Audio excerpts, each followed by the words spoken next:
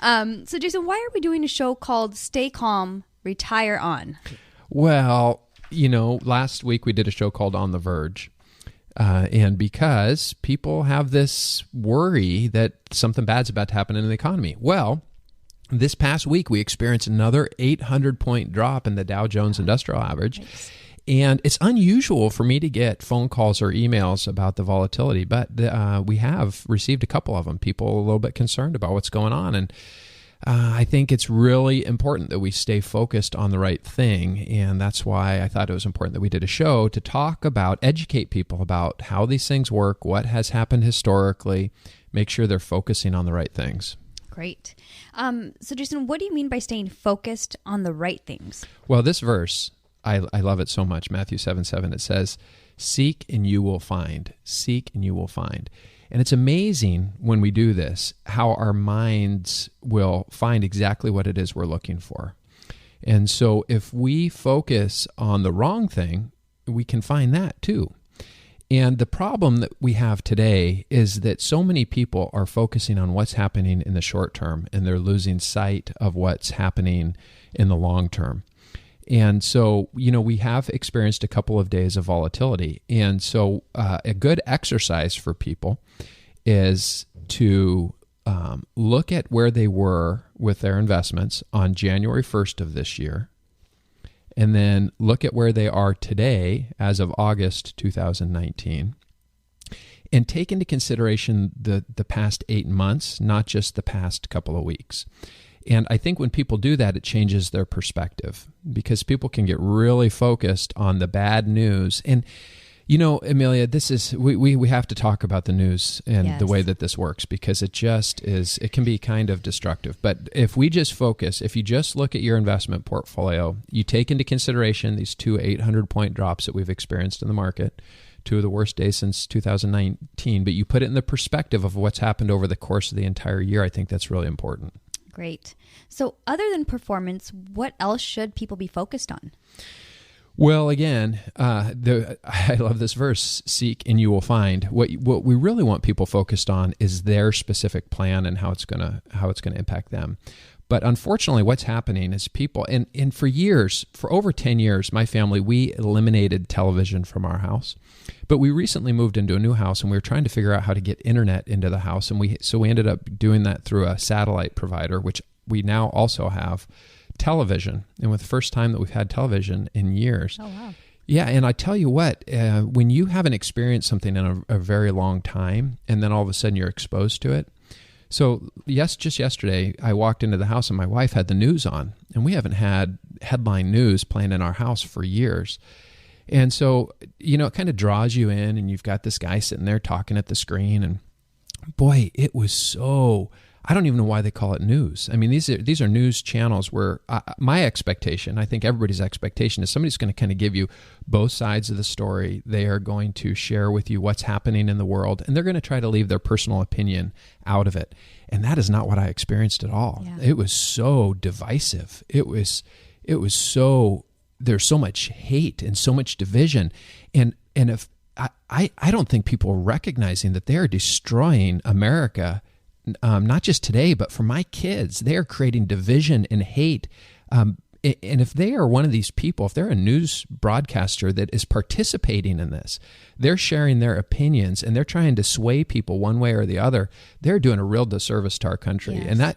And boy, it made me mad, Emilia, yes. Because I thought to myself, wait a second, this is a news channel, and this is not news that they're sharing. This is opinion, and they're showing these little sound bites, and it's specifically designed to get people to think the way that they think. And oh man, I was yes. just, like I say, when you're not exposed to that all the time, and then all of a sudden you're exposed to it, it's just so obvious that this is not a healthy thing.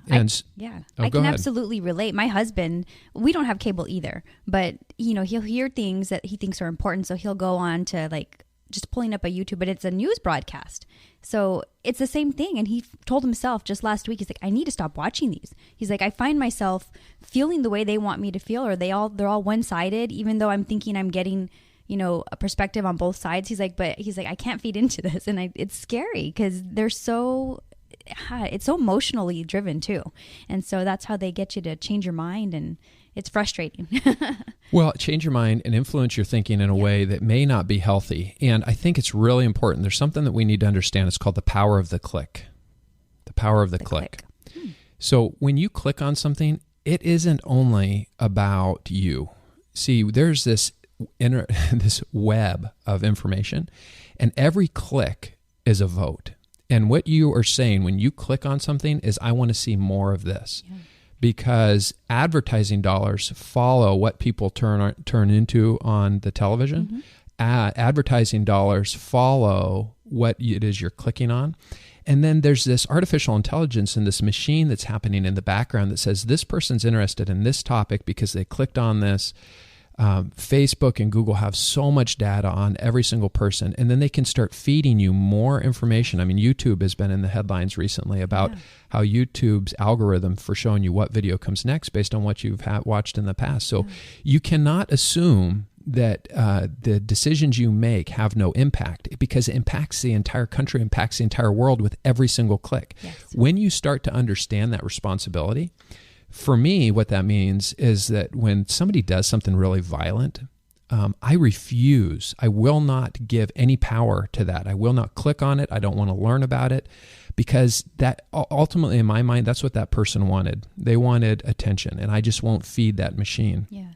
And understand that when you do click on it, you are feeding a machine. And so you got to just be really aware that in the world that we live in today, we are all interconnected, and the world is becoming a smaller and smaller place all the time. And there is accountability. Even if you think there isn't, you're influencing what we see more of. So when we turn into these news stations that are creating divisiveness, it is what you're saying to the world is, I want more of this. And the only way to battle it is to take away their advertising dollars by saying, I refuse to watch it. I won't participate. So, this verse, Emilia, it says, seek and you will find. Just a couple of verses before that, it says, seek first the kingdom of heaven. So God, he gives you instructions. He says, look, you're going to find whatever you're looking for. Be careful what you're looking for. So seek first this, because that's what we want you to find. If you're out there looking for stuff that's divisive, destructive, hate-filled, man, you're going to find all that stuff. So I just say be very, very careful. Thank you. Thank you for sharing all that. It's really great information. So I also want to let our listeners know, Jason, that you have a webinar coming up. So kind of refocusing, getting people focused on what the important things or the good things. But your webinar is on Tuesday, August 20th at 5:30 p.m. Pacific Standard Time. And you can go to soundretirementplanning.com to register for that webinar today. So we'll get refocused here. Get people focused on their plan, on how the money is going to affect them, on how the economy is going to affect them. Because what happens is people get caught up in the headlines. And if you want more peace, you want more contentment, you want more joy in your life, turn that stuff off, stop watching it, and get out a book and start writing down the things that are really good in your life and focus on those things. And life will get better for you. Great advice, Jason. Thank you. So kind of taking us back, though, to our discussion about, so Jason, what do we know about past recessions and bear markets? Yeah. So again, if we educate people, we empower them. Now, here's one thing that I will guarantee, because we operate as an investment advisory firm, which means we help oversee people's money and their investments in retirement.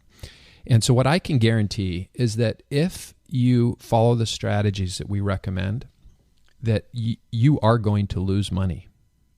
That's not what people want to hear. No. What people want to hear is they want somebody to say, look, we're going to guarantee that you never lose. That is not reality.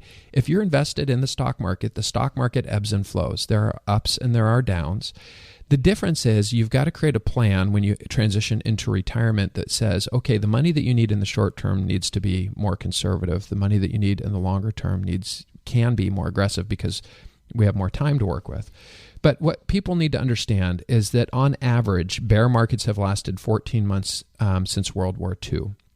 And the S&P 500 index has fallen an average of 33%.